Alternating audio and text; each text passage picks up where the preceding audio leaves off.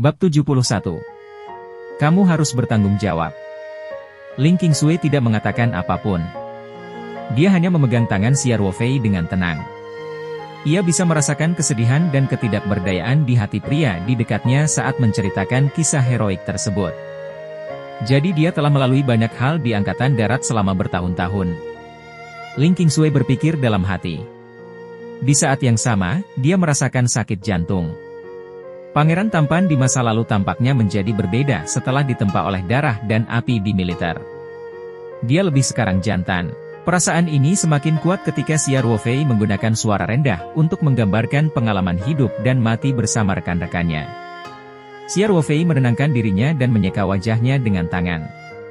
Lalu dia berkata, "Maaf, aku baru teringat sesuatu di masa lalu." Ling Qingsui tersenyum dan berkata dengan lembut, "Kenapa kamu malu? Aku suka mendengarkan. Selama itu berhubungan denganmu, aku suka mendengarkan." Xia Ruofei tersenyum dan berkata dengan nada sedih, "Sebenarnya tidak apa-apa. Ini tidak lebih dari latihan dan pertarungan. Kehidupan kita sehari-hari sangat monoton, tapi kita semua menikmatinya. Lalu kenapa kamu keluar dari Angkatan Darat?" Ling Qingsui bertanya dengan bingung. Xia Ruofei tersenyum dan berkata, "Untuk beberapa alasan pribadi." "Lupakan saja, jangan bicarakan ini. Sudah larut, ayo kembali. Aku masih harus menyiapkan makan siang." Ling Qingsui baru menyadari bahwa mereka berdua telah duduk di sana dan memanjang selama hampir 2 jam. Xia Ruofei memegang tangan Ling Qingsui dan berjalan ke bawah. Ketika mereka sampai di dasar, Xia Ruofei adalah orang pertama yang melompat ke bawah. Berdiri di pantai, dia mengulurkan tangannya ke Ling Qingsui dan berkata, "Ayo, aku akan menangkapmu." Mereka berada di ketinggian sekitar 2 meter. Ling Qingsui secara keseluruhan merasa sedikit takut, tetapi ketika dia melihat tangan terbuka Xia Ruofei dan senyum hangat di wajahnya, dia merasakan rasa aman. Dia tersenyum dan mengangguk pada Xia Ruofei sebelum melompat dari batu. Xia Ruofei menangkap Ling Qingsui dengan akurat. Namun, guncangan Ling Qingsui tampaknya agak terlalu kuat, dan keduanya berpelukan erat. Xia Ruofei dapat dengan jelas merasakan 2 gundukan lembut menekan dada. Kedua tangan dengan kuat menekan pantat Ling Qingsui. Xia Ruofei tidak mau merasakan sensasi menegangkan. Dia segera menghentikan tangannya seolah-olah sedang terbakar. Wajah Ling Qingsui memerah dan dia segera melepaskan Xia Ruofei. Kemudian, dia melirik Xia Ruofei dan pergi dengan kepala menunduk. Xia Ruofei mengikutinya setelah Ling Qingsui. Keduanya tidak berbicara sampai mereka masuk ke dalam truk pick-up, dan suasana canggung menjadi sedikit ambigu. "Cemberut, kenapa kamu bertingkah bodoh? Akulah yang dirugikan, oke?" Setelah mereka masuk ke dalam mobil, Ling Qingsui tiba-tiba tertawa. Wajahnya merah saat dia cemberut. "Kenapa kamu bertingkah bodoh? Akulah yang dirugikan, oke? Maaf. Aku tidak melakukannya dengan sengaja." Xia Ruofei tergagap saat dia menjelaskan. "Siapa tahu?" Ling Qingsui berkata dengan suara rendah. Dia lalu mengangkat kepalanya dan berkata, "Aku tidak peduli, kamu harus bertanggung jawab." "Ah?" Xia Ruofei terkejut. "Tidak mungkin. Bukankah aku tidak sengaja menyentuh bagian itu?" Namun, Xia Ruofei tidak berani mengatakan ini dengan lantang. Jika tidak, dia akan dipukuli sampai mati oleh Ling Qingsui. "Hal menakjubkan apa yang sedang kamu pikirkan?" Ling Qingsui menatap Xia Ruofei dengan penuh kasih sayang dan berkata, "Maksudku, kamu harus memberikan kompensasi padaku. Makan siang harus menjadi makanan yang mewah. Jika aku tidak puas..." "HMPH." Xia Ruofei dengan cepat berkata, "Jangan khawatir. Aku pasti akan menggunakan semua keahlianku." Setelah mengatakan ini, Xia Ruofei merasa itu canggung dan ambigu. Dia dengan cepat menambahkan, "Dan aku sudah menyiapkan kejutan untukmu." "Oh, benarkah? Cepat beritahu aku." Ling Qingsui segera tidak bisa menahan diri lagi dan berkata. Xia Ruofei tersenyum misterius dan berkata, "Karena ini kejutan, kamu tidak bisa memberitahuku sebelumnya. Kamu akan tahu kapan kita kembali." "Ceka, kamu membuatku tegang lagi." Ling Qingsui cemberut dan menatap Xia Ruofei dengan ketidakpuasan. Xia Ruofei tertawa dan mengabaikan Ling Qingsui. Dia menyalakan mobil dan melaju kembali. Setelah keributan tadi, suasana canggung di antara mereka berdua telah hilang. Terlebih lagi, mereka berdua sudah lama mengobrol sebelumnya, dan mereka merasa jarak antara hati mereka semakin memendek. Oleh karena itu, perjalanan pulang dipenuhi dengan gelak tawa dan gelak tawa. Ketika mereka kembali ke villa liburan, Ling Qingsui segera mengganggu Xia Ruofei untuk meminta kejutan. Xia Ruofei tertawa dan berkata, "Tadinya aku akan mengeluarkannya setelah makan malam, tapi karena kamu sedang terburu-buru, ambillah sekarang. Tunggu aku di sini." Setelah dia selesai berbicara, Xia Ruofei berlari ke atas. Ketika dia kembali ke kamar tidurnya, Xia Ruofei mengunci pintu. Kemudian, dia menghubungi ruang petaroh dan mengeluarkan pot berisi brokat yang mencakup semuanya. Saat menebang kemarin, ia secara khusus menyisakan 2 pot tanaman induk sukulen. 1 pot untuk batas bulan Liang Qichao yang berkulit putih, dan pot lainnya untuk brokat Ling Qingsui yang mencakup segalanya. Kedua pot tanaman induk sukulen kali ini tidak dipotong. Setelah diberi nutrisi oleh ruang petaroh dan larutan kelopak, mereka telah pulih dan tumbuh dengan sangat bersemangat. Wan Xiang, juga dikenal sebagai 12 gulungan pria berbulu, tidak memiliki batang. Daunnya yang berdaging tersusun dalam bentuk tempat duduk teratai yang longgar, dan daunnya miring dari pangkalnya, berbentuk setengah lingkaran. Sedangkan untuk brokat Wan Xiang merupakan varian dari brokat Wan Xiang, dengan garis-garis tidak beraturan pada daunnya. Hal yang langka tentang pot brokat alam ini adalah ia memiliki garis-garis bermutasi oranye dan merah muda. 2 garis mutasi berwarna ini sangat jarang pada awalnya, dan bahkan lebih jarang lagi keduanya ada di tubuh. Nilainya tidak kalah dengan lentera es kelas atas. Xia Ruofei menggunakan pikirannya untuk mengeluarkan kaleng penyiram dan menyirami seluruh brokat dengan air dari kolam spasial. Kemudian, dia menyimpan kaleng penyiram dan turun ke bawah membawa pot bunga. Di lantai bawah, Ling Qingsui sangat menantikannya. Ketika dia melihat Xia Ruofei turun, dia segera berlari. Saat dia melihat pot bunga di tangan Xia Ruofei, matanya berbinar. Kemudian, dia tidak bisa mengalihkan pandangannya dan menatap brokat Wan Xiang untuk waktu yang lama sebelum dia berkata dengan penuh semangat. "Brokat Wan Xiang berwarna ganda, dan warnanya oranye dan merah muda. Ya Tuhan! Ruofei, dari mana kamu mendapatkan begitu banyak barang berkualitas tinggi? Lentera es dari terakhir kali sudah sangat langka, dan kali ini, kamu kembali mengeluarkan brokat alami bergaris 2 warna yang langka." Ling Qingsui selalu menyukai tanaman sukulen, sehingga pengagumnya, termasuk Liang Qichao, Lu Ping, Liu Minghao, dan lainnya, juga mulai mempelajari sukulen. Oleh karena itu, brokat alam kelas atas seperti itu merupakan godaan yang fatal baginya. Xia Ruofei tersenyum dan berkata, "Hadiah untukmu. Bagaimana, apakah kamu cukup terkejut?" "Untuk saya?" Benar saja, mata Ling Qingsui menunjukkan ekspresi kejutan yang menyenangkan. "Ini kelihatannya terlalu mahal.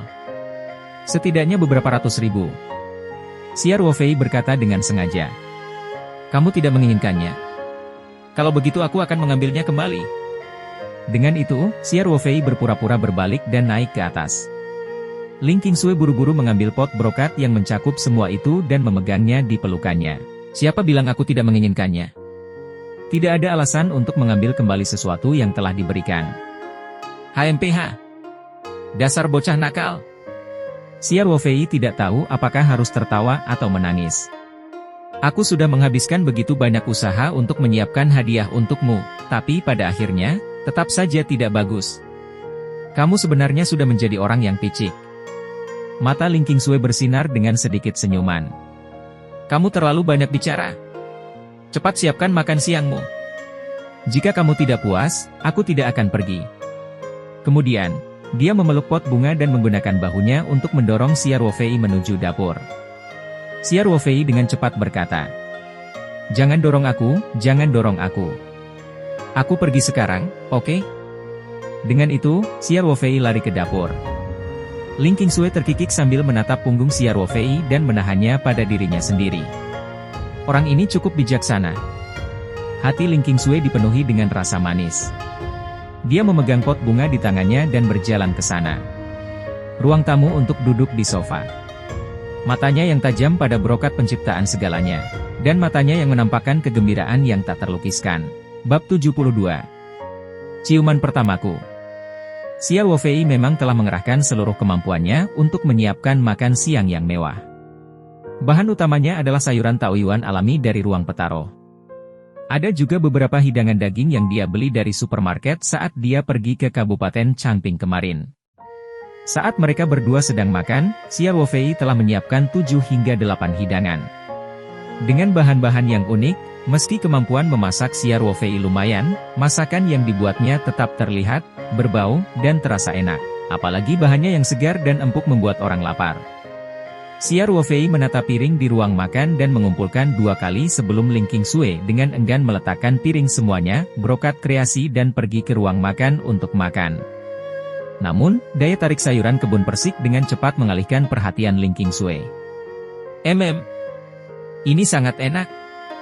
Ling Qingsui berbicara sambil makan, tidak peduli dengan citranya sebagai seorang wanita. Xia Wofei tersenyum dan memberi Ling Qingsui makanan. Dia berkata, makan perlahan, tidak ada orang di sini yang menarik darimu. Ya. Kamu juga harus makan, kata Ling Qingsui. Saat itulah Xia Wofei mengambil mangkuknya dan mulai makan.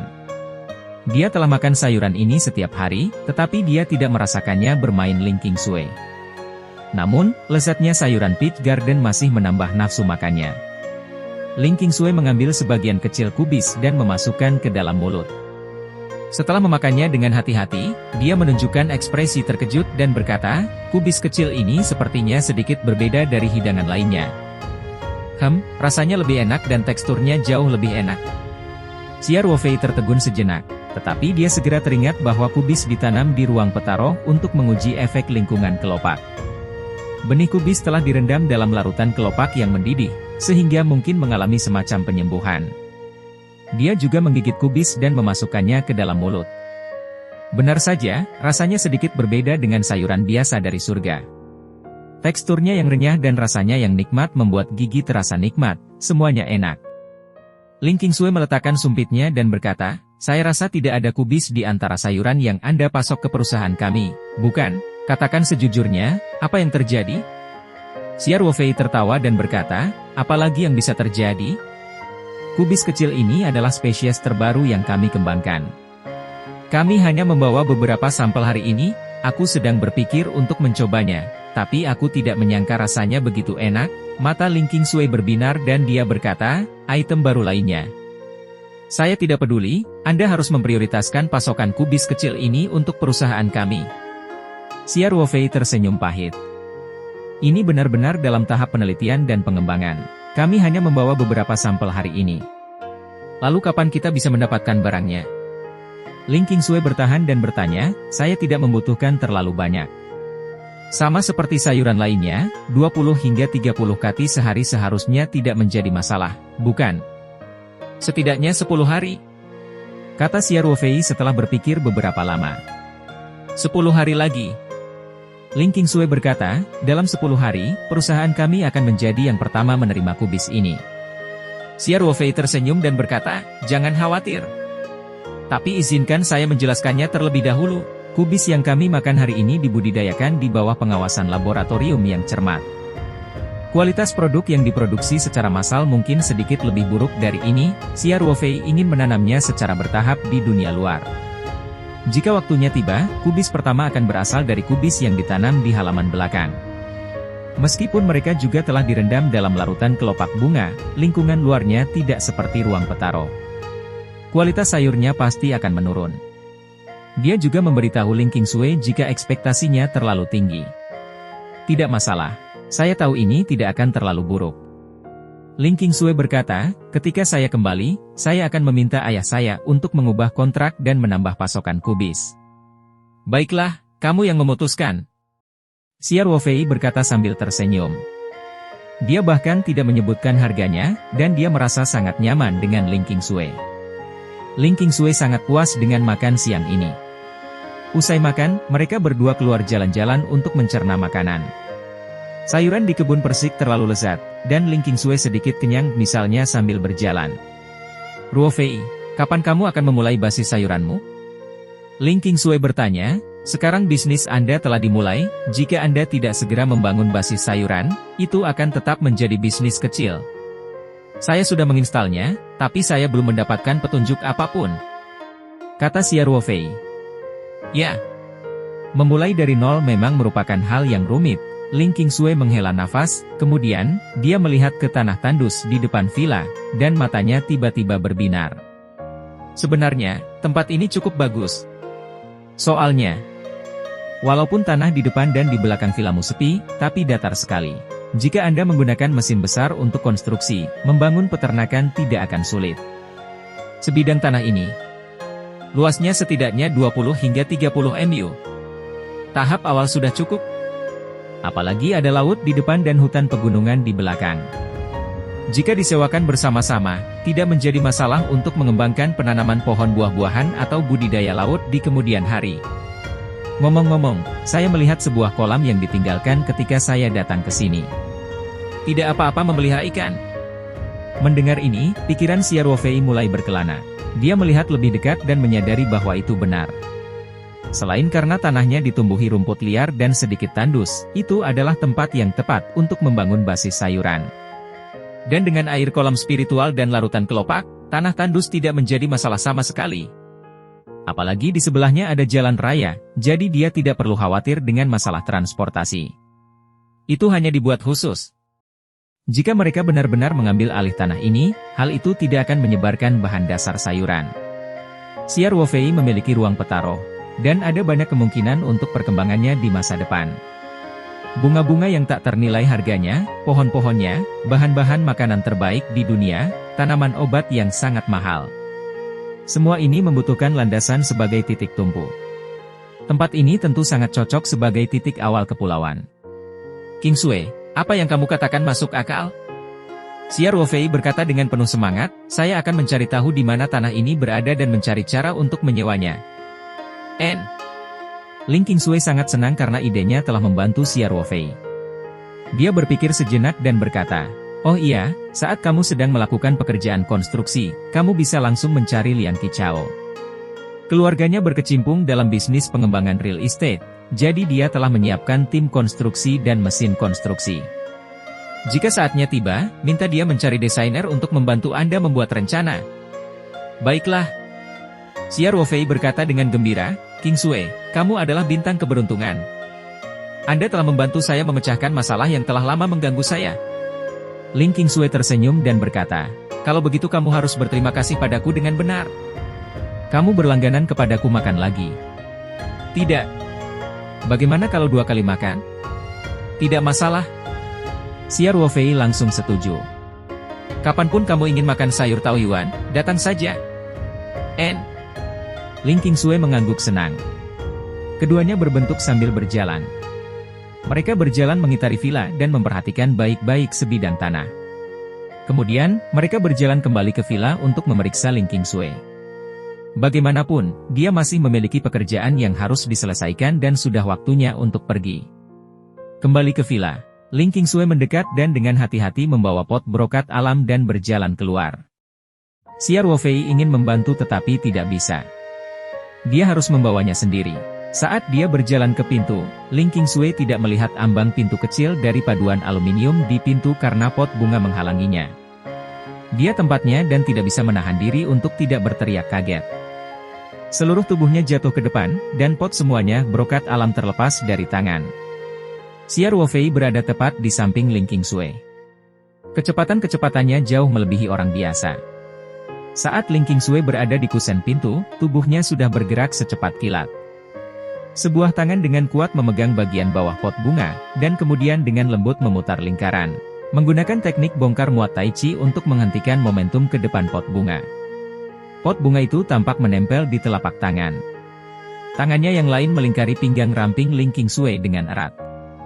Wajah Ling Qingsui masih dipenuhi ketakutan, tetapi dia menyadari bahwa dia tidak jatuh. Sebaliknya, dia malah dipeluk erat-erat di pelukan Xia Ruofei. Pada saat ini, dia ditarik oleh Xia Ruofei, dan dia sedikit bersandar. Xia Ruofei juga mencondongkan tubuh ke depan, dan wajah mereka hampir bersentuhan. Jantung Ling Qingsui berdetak kencang, dan memerah. Di bawah hangatnya sinar matahari musim dingin, wajah Xia Ruofei tampak tertutup lapisan cahaya. Dia bertanya dengan prihatin, "Apa kamu baik-baik saja?" Namun, Xia Ruofei tidak menyadari betapa intimnya posisi mereka saat ini. Jantung Ling Qingsui berdebar kencang. Dia menatap wajah Xia Ruofei, yang begitu dekat dengannya, dan melakukan sesuatu yang sangat berani. Dia mengulurkan tangan dan memegang bagian belakang kepala Xia Ruofei, lalu menempelkan bibir merahnya yang lembut ke bibir Xia Ruofei. Tidak peduli seberapa cepat reaksi Xia Ruofei, dia tidak mengharapkan situasi seperti itu. Dia tidak menghindari bisanya. Dia tertegun, seperti tersengat listrik. Mata terbuka lebar, dan keduanya saling memandang dalam jarak yang begitu dekat. Xia Ruofei merasakan dua bibir basah dan lembut menempel di bibirnya.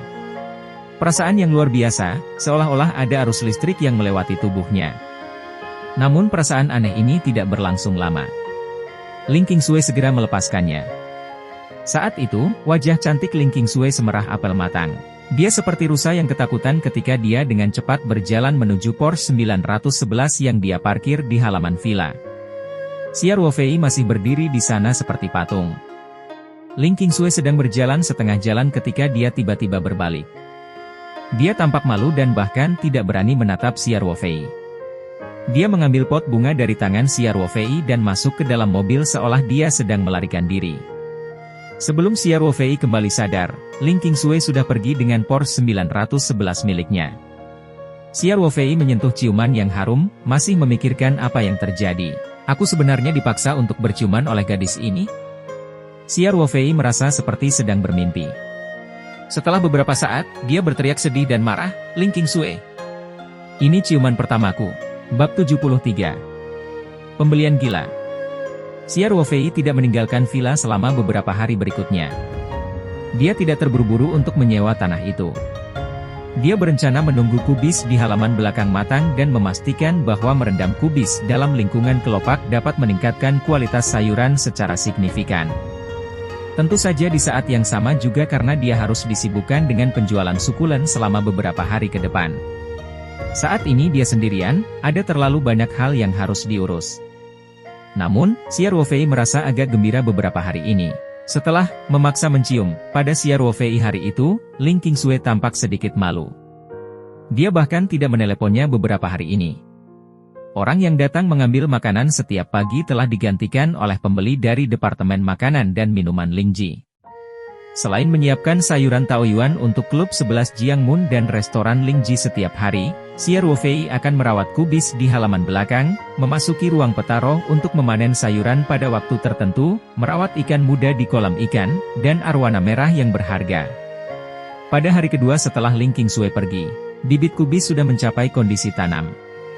Xia Ruofei telah membuka 2 ladang sayur di halaman belakang. Dia menanam bibit dengan hati-hati di ladang sayur dan menyiraminya dengan air keran biasa yang dicampur dengan sedikit larutan kelopak setiap hari. Hal ini juga untuk menggambarkan situasi penanaman skala besar di masa depan. Meskipun terdapat mata air di dasar kolam roh, air di kolam roh tidak dapat digunakan tanpa henti. Ruangan tersebut sudah menunjukkan pemandangan yang berkembang pesat, dan sayuran kebun buah persik dapat dipanen setiap hari. Selain 6 jenis sayuran pertama, labu kuning, wortel, kubis, dan ubi Cina yang dibeli belakangan juga sudah memasuki masa panen. Setelah memperluas penanaman, itu lebih dari cukup untuk memasok restoran 11 Jiangyue dan Lingji. Namun, seiring dengan meluasnya area penanaman, Xia Ruofei merasa sedikit tertekan. Lagi pula, sayuran di sini tumbuh sangat cepat, dan dia hanya 1 orang. Dia mencapai batasnya. Jika dia memperluas skalanya, dia tidak akan mampu melakukannya. Oleh karena itu, Xia Ruofei memutuskan untuk menanam sayuran, buah-buahan, dan buah-buahannya di dunia luar sebanyak mungkin. Ruang petaro akan digunakan untuk menanam tanaman berharga dengan nilai ekonomi tinggi, seperti obat tanaman Tiongkok dan kayu yang berharga. Xia Ruofei tidak berniat memperluas kolam ikan luar angkasa. Ikan di dalamnya terutama untuk dia dan teman-temannya makan. Paling banyak, dia akan mengeluarkan sejumlah kecil untuk dijual sebagai produk premium. Jika ingin menghasilkan banyak uang, Anda tetap harus memelihara spesies yang berharga, baik itu ikan hias atau ikan yang bisa dimakan. Jalan kelas atas adalah rajanya. Ekosistem di kolam ikan sudah mulai berfungsi normal. Ikan kecil, udang, dan plankton tumbuh sangat cepat di kolam roh. Kolam ikan sekarang sudah swasembada dan tidak membutuhkan Siar Wofei untuk memberinya makan. Dalam beberapa hari terakhir, benihnya jelas-jelas bertambah besar. Ikan mas rumput tumbuh cukup cepat. Biasanya ikan berumur 2 tahun bisa mencapai berat 1 atau 2 kati, dan ikan berumur 3 tahun sudah sangat besar. Aliran waktu di ruang angkasa 20 kali lebih cepat daripada di dunia luar. 2 atau 3 bulan di luar angkasa setara dengan 3 atau 4 tahun di dunia luar. Arwana merah sedang bersenang-senang di kolam. Setiap hari, Siar Wofei meneteskan beberapa tetes larutan kelopak ke dalam ikan. Itu tampak lebih bersinar. Warna merah pada insangnya semakin pekat. Sisiknya rapat dan padat. Setiap bagiannya sangat besar dan ada tanda-tanda warna kedua. 4 hari telah berlalu di dunia luar. Siar Wofei menyadari bahwa semua sukulen telah bertahan dan tumbuh pesat. Semua bibit ini memenuhi syarat untuk transportasi jarak jauh. Oleh karena itu, Siar Wofei memutuskan untuk menjualnya. Kali ini, Siar Wofei mengetahui prosesnya dan mengambil foto pohon muda sukulen yang baru. Setelah mengambil foto, Siar Wofei dengan hati-hati memilih 20 pot bibit sukulen untuk digunakan sebagai tanaman induk guna terus memperkuat pasukan sukulen miliknya.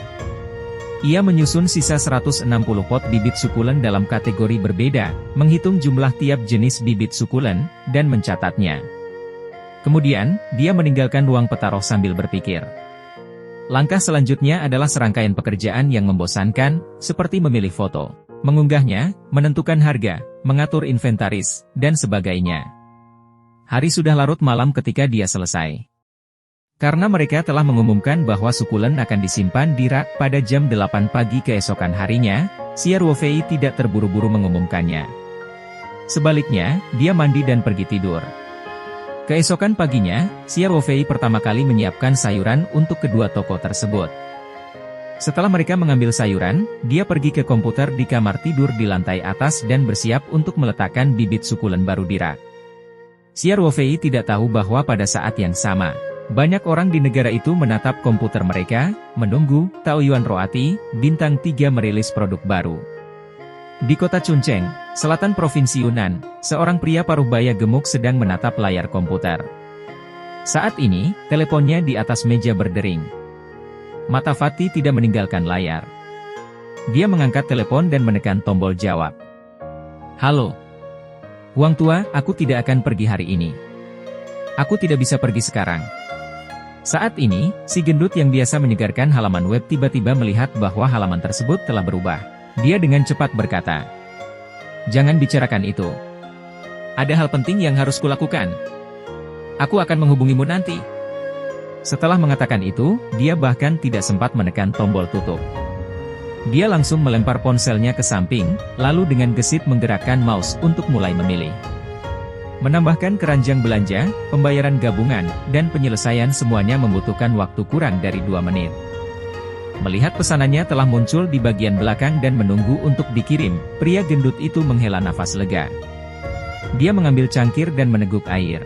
Di kota Fengtian, Provinsi Liaodong, semua orang baru saja mulai bekerja. Beberapa dengan santai membaca koran sambil menyeruput teh, sementara yang lain dengan cepat membuka YouTube dan mulai mensubscribe channel Dongeng Malam. Seorang pemuda berusia 20-an bahkan tidak melepas tasnya. Dia duduk di depan komputernya dan menatap halaman toko daging Taoyuan dengan gugup, terus-menerus menyegarkannya. Ketika barang-barang baru dipajang, pemuda itu segera memeriksanya, dan kemudian tanpa ragu-ragu, dia memilih beberapa di antaranya dan membayarnya. Pemandangan serupa terjadi di banyak tempat di seluruh negeri. 3 menit kemudian, sebuah postingan muncul di Baidu Meitieba. Judulnya adalah, "Barang baru dari kedai daging Taoyuan ada di rak. Apakah Anda berhasil mengambilnya hari ini?" Dalam postingan tersebut, poster aslinya menulis, "Baru-baru ini, warung roti Taoyuan yang misterius telah mengirim spam ke bar tersebut. Bibit sukulen yang dijual di toko online baru ini semuanya merupakan satu dari sejuta produk berkualitas tinggi, dan semua orang mengungkapkan rasa iri, dan kebencian mereka terhadap pelanggan gelombang pertama yang membeli bibit sukulen tersebut." 5 hari yang lalu, Taoyuan Roti mengumumkan bahwa mereka akan merilis barang baru pada jam 8 pagi hari ini. Banyak anggota forum yang mengirimkan postingan informasi, dan OP, yang masih memiliki sisa uang, ingin memilih pot berisi bibit sukulen untuk meningkatkan citranya.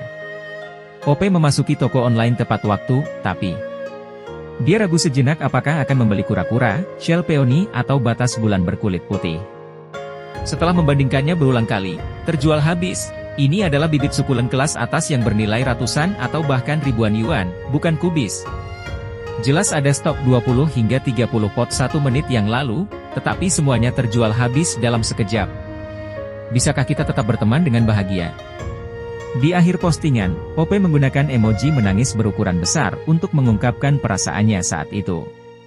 Tidak lama setelah postingan ini diposting, jumlah balasannya melonjak. Aku juga tidak mengerti. Aku tertunda 3 menit saat memarkir mobil di lantai bawah. Aku menangis. Lalalala, sebuah baskom brokat siang kelas atas sudah ada diterima. Aku menantikan hari di mana aku menerimanya. Poster sebelumnya, kamu menarik agro. Mereka yang juga terpeleset dan tidak sampai mengungkapkan kemarahan yang kuat. Ada begitu banyak orang kaya di Tiongkok? Sepertinya gratis. Toko ini terbakar. Saya tidak membenarkan, saya tidak membenarkan, saya tidak membenarkan. Saya akan mengatakan hal yang menelan 3 kali. Pemilik toko itu terlalu hina. Kenapa dia harus melakukan pemasaran kelaparan? Penjaga toko, keluarlah sekarang. Aku berjanji tidak akan memukulmu sampai mati. Terlalu banyak biksu dan terlalu sedikit bubur. Pada akhirnya, sebagian besar masyarakat tidak membenarkan. Orang-orang ini secara alami meninggalkan pesan satu demi satu, dan mereka yang berbohong juga mulai membagikan tangkapan layar pesanan mereka. Mereka bersenang-senang, dan postingan ini dengan cepat menjadi postingan populer di bar. Biasanya, ketika beberapa pelaku bisnis datang ke bar daging untuk beriklan, postingannya akan dikunci oleh pemiliknya. Hanya postingan, toko daging Taoyuan, yang tidak dapat dikunci. Sebaliknya, itu ditempatkan di atas. Xia Ruofei tentu saja tidak tahu bahwa toko daging Taoyuan miliknya telah menyebabkan begitu banyak diskusi di Tensho Tieba, tempat berkumpulnya para pemain. Dia hanya melihat jumlah pesanan di bagian belakang Taobao meningkat pesat. Kali ini, ada lebih dari 160 pot sukulen berbagai jenis yang dijual, namun semuanya ludes hanya dalam waktu 2 menit. Jelas sekali bahwa pembeli sudah di depan komputer terlebih dahulu dan akan menunggu mulai berkelahi ketika waktunya tiba. Dia mendapat 150.000 dalam 2 menit? Xia Ruofei tercengang. Bab 74. Wakil Kepala Daerah Wu. Anakan sukulen yang diproduksi oleh toko daging Taoyuan jauh lebih populer daripada yang dibayangkan Xia Ruofei. Banyak pemain sukulen yang belum membelinya meninggalkan komentar di toko online, meminta dengan tegas kepada pemilik toko untuk mengisi kembali stoknya. Xia Ruofei berpikir keras. Dia merasa harus sedikit mengubah modelnya di masa depan. Saat dia memotong lagi, dia pasti akan menanam bibit yang lebih segar. Kali ini, ia telah mencadangkan lebih dari 20 pot untuk ditanami menjadi tanaman induk. Ketika kumpulan produk berikutnya diletakkan di rak, mereka tidak dapat mengeluarkan semuanya sekaligus. Mereka harus dipisahkan menjadi beberapa kelompok. Jika tidak, mereka harus menunggu 10 hingga 20 hari setiap kali stok habis, dan kesabaran konsumen akan segera habis. Apalagi sukulen akan tumbuh setiap hari di dalam medium. Xia Ruofei pasti bisa menjualnya dengan harga lebih tinggi. Namun, keadaannya sudah seperti ini. Tidak peduli seberapa cakapnya Xia Ruofei, mustahil baginya untuk menghasilkan sukulen baru. Oleh karena itu, dia hanya dapat memasang pengumuman lain untuk memberitahu semua orang bahwa akan ada putaran penjualan baru dalam 15 hari. Kemudian, Xia Ruofei mengunduh templat formulir ekspres dari situs resmi SF Express dan mengisi informasi pesanan satu persatu. Kemudian, dia mencetak formulir ekspres yang dia ambil terakhir kali dan mencetak pesanannya. Xia Ruofei mengeluarkan setumpuk pesanan tercetak, mengeluarkan gulungan peta roh, dan memasuki ruangan. Dia mulai mengemasnya sesuai dengan informasi pesanan. Lebih dari 160 pot sukulen dibagi menjadi sekitar 60 pesanan. Xia Ruofei harus bekerja lebih dari 3 jam di sela sebelum dia bisa menyelesaikan semuanya. Lebih dari 60 kotak kertas tertutup rapat. Setiap kotak diisi dengan strip busa tahan guncangan, dan tanaman sukulen di dalamnya juga dibungkus rapat dengan kantong gelembung. Formulir pengiriman ekspres yang sudah dicetak langsung ditempel di bagian luar kotak. Setelah Xia Ruofei meninggalkan ruang petaroh, dia menyimpan lukisan itu di dekat tubuhnya. Kemudian, dia pergi ke garasi di lantai bawah dan mengeluarkan semua kotak yang telah dia kemas. Kemudian, Xia Ruofei menelepon cabang Shunfeng Express di Kabupaten Changping dan meminta mereka mengirimkan mobil secepat mungkin. Pada saat yang sama, dia meminta mereka untuk membawa beberapa formulir ekspres kosong. Hari ini, dia telah menggunakan lebih dari setengah dari 100 formulir ekspres yang dia kumpulkan terakhir kali. Ketika perusahaan pengiriman ekspres mengambil kotak-kotak itu, pagi telah berlalu. Xia Ruofei memandangi truk kecil perusahaan pengiriman yang melaju pergi. Berpikir bahwa dia akan dapat memperoleh 150 hingga 160 ribu yuan segera. Dia secara alami dalam suasana hati yang baik. Setelah makan siang, Xia Ruofei mulai mempertimbangkan untuk menyewa villa di sekitarnya. Dia mengira kerabat Wu Liqian bisa mendapatkan sebidang tanah di sini mungkin karena hubungan Wu Liqian. Itu sebabnya pihak lain begitu berterus terang saat menyewa rumah tersebut. Sepertinya dia harus bertanya kepada Wu Liqian tentang masalah ini. Setelah Xia Ruofei mengambil keputusan, dia mengeluarkan ponselnya dan menelepon Wu Liqian. "Halo, Xia kecil." Wu Liqian menjawab telepon dan berkata dengan antusias. "Kak Wu, kamu terdengar seperti berada di Cloud 9. Apakah kamu akan segera dipromosikan?" Xia Ruofei bertanya setengah bercanda. Wu Liqian tertawa dan berkata, "Saya hanya seorang sekretaris, seberapa tinggi saya bisa dipromosikan?" Kemudian, Wu Liqian merendahkan suaranya dan berkata, "Tetapi mungkin ada beberapa perubahan dalam pekerjaan baru-baru ini. Masalah bos pada dasarnya telah diputuskan, dan organisasi telah berbicara dengannya." Xia Ruofei tercengang. Dia tidak menyangka leluconnya akan tepat sasaran. Promosi Tian Huilan ke Komite Tetap Komite Partai Provinsi dan Polisi Tiga Gunung selalu populer. Sekarang sepertinya masalah ini sudah diputuskan. Jika tidak peduli seberapa baik hubungan pribadinya dengan keluarga Tian, Wu Liqian tidak akan membocorkan berita seperti itu. Xia Ruofei kemudian memikirkan hal lain. Biasanya, ketika seorang pemimpin dipindahkan, sekretaris tidak akan dicopot. Dalam kasus Tian Huilan, dia langsung dipromosikan. Logikanya, Wu Liqian juga bisa mengikuti Tian Huilan ke Komite Partai Kota. Namun, dari nada bicara Wu Liqian, tampaknya tidak sesederhana pemindahan dari pemerintah ke Komite Partai Kota. Xia Ruofei berpikir sejenak dan kemudian tersenyum. "Kak Wu, apakah kamu akan dibebaskan? Kalau begitu aku harus memberi selamat padamu sebelumnya." Wu Liqian jelas sedang dalam suasana hati yang baik. Dia tersenyum dan berkata, "Yo, hidungmu cukup mancung. Mereka benar-benar dibebaskan.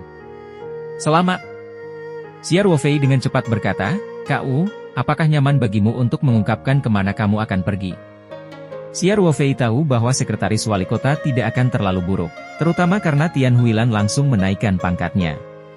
Benar saja, Wu Liqian tersenyum dan berkata dengan suara rendah, "Organisasi sedang bersiap untuk mengizinkan saya mengambil posisi wakil bupati distrik Changping, tetapi itu belum diputuskan."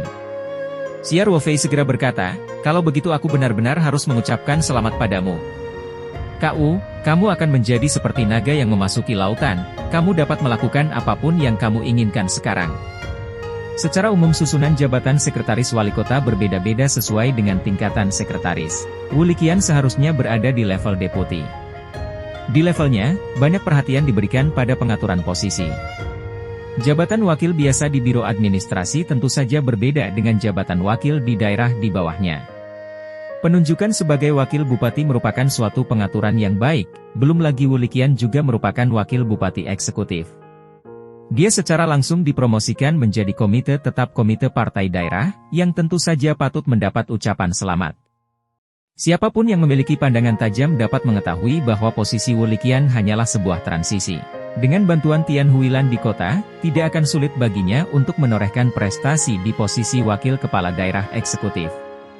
Pada saat itu, dia secara alami akan disesuaikan dengan level utama dan bahkan memiliki pengalaman memegang posisi di akar rumput. "Saya mengandalkan berkah Anda." Wu Liqian berkata sambil tersenyum, lalu bertanya, "Oh benar, Xia, apakah kamu membutuhkan sesuatu dariku hari ini?" "Ada sesuatu yang perlu aku ganggu," kata Xia Ruofei, "tapi jika Anda ingin mengambil posisi di Kabupaten Changping, saya tidak tahu apakah itu akan nyaman. Ada apa dulu?" Wu Liqian tertawa. Bahkan jika saya bekerja di Kabupaten Changping, saya masih memiliki koneksi dengan pemerintah kota. KU, Anda salah paham. Xia Ruofei berkata, saya ingin menyewa tanah di dekat villa liburan ini untuk membangun basis sayuran. Saya ingin bertanya tentang situasinya. Sekarang Anda datang ke Kabupaten Changping untuk mengambil posisi, dan pada saat ini, saya hanya khawatir ini akan sedikit merepotkan. Wu Liqian tertawa dan berkata, jadi begitu. Xiao Xia, kamu terlalu khawatir. Kamu ingin berinvestasi di Kabupaten Changping dan mendukung pembangunan ekonomi kita. Ini adalah hal yang bagus. Apa yang membuat tidak nyaman? KU, kamu cepat memahami situasi ini. Xia Ruofei tertawa dan berkata, seperti yang diharapkan dari sekretaris wali kota. Anda memiliki wawasan tingkat tinggi. Anda bajingan. Jika kamu berani menertawakanku lagi, aku tidak akan membantumu. Wu Liqian berkata dengan marah. Xia Ruofei dengan cepat menjawab, saya tidak berani. Di masa depan, basis sayuran saya akan berada di Kabupaten Changping Anda. Dan Anda akan menjadi pejabat saya. Aku tidak akan berani menertawakanmu. Baiklah, jangan bercanda lagi. Tanah yang Anda bicarakan adalah milik desa Dongkeng di kota Jianggang. Wu Liqian tersenyum dan berkata, bagaimana dengan ini, Xia? Saya akan berbicara dengan orang-orang yang bertanggung jawab atas kota Jianggang dan menelepon Anda. Anda dapat menghubungi mereka secara langsung. Itu akan baik-baik saja. Baiklah. Aku lega mendengarnya. Xia Ruofei berkata dengan gembira, terima kasih, KU. Bab 75. Sewa tanah. Tidak lama setelah Xia Ruofei menutup telepon, Wu Liqian menelepon kembali dan membayangkan bahwa dia sudah menghubunginya. Dia bertanya untuk menemui langsung wakil wali kota Jianggang Wu dan mengirimkan nomor teleponnya melalui pesan teks. Saat Xia Ruofei hendak menelepon wakil wali kota Wu, dia menerima telepon dari Presiden 11 Jiangyu, Zheng. Ternyata perusahaan bunga persik dan registrasi merek telah selesai. Xia Ruofei sangat gembira. Dia sedang bersiap untuk menyewa tanah dan memulai pembangunan pertanian. Perusahaan itu terdaftar begitu saja. Tindakan yang tepat waktu. Dengan begitu, dia bisa langsung menyewa tanah atas nama perusahaan. Xia Ruofei segera pergi ke West River Moon Club dan menemui Presiden Zheng untuk mendapatkan materi pendaftaran perusahaan, izin usaha, dan hal-hal lainnya. Pekerjaan Presiden Zheng sangat teliti.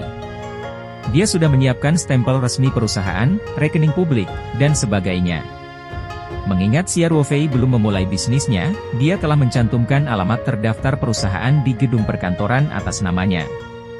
Di masa depan, ketika Xia Ruofei benar-benar membangun perusahaan, dia hanya perlu mengubah alamatnya lagi.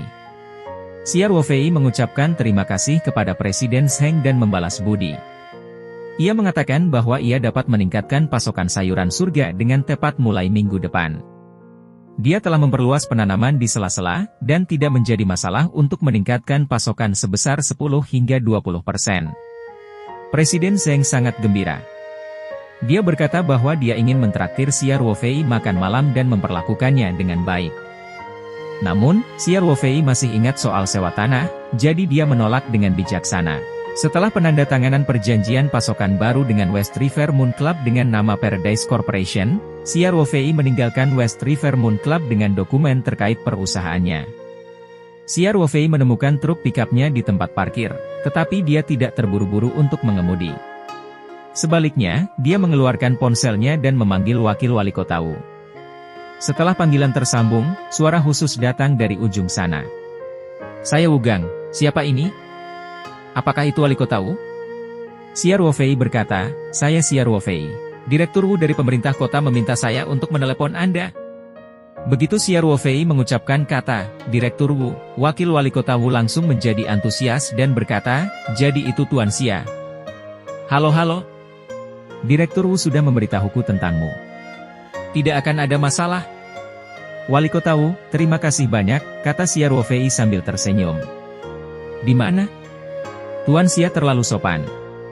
Wu Gang berkata dengan rendah hati, setelah instruksi sutradara Wu, saya segera memahami masalahnya.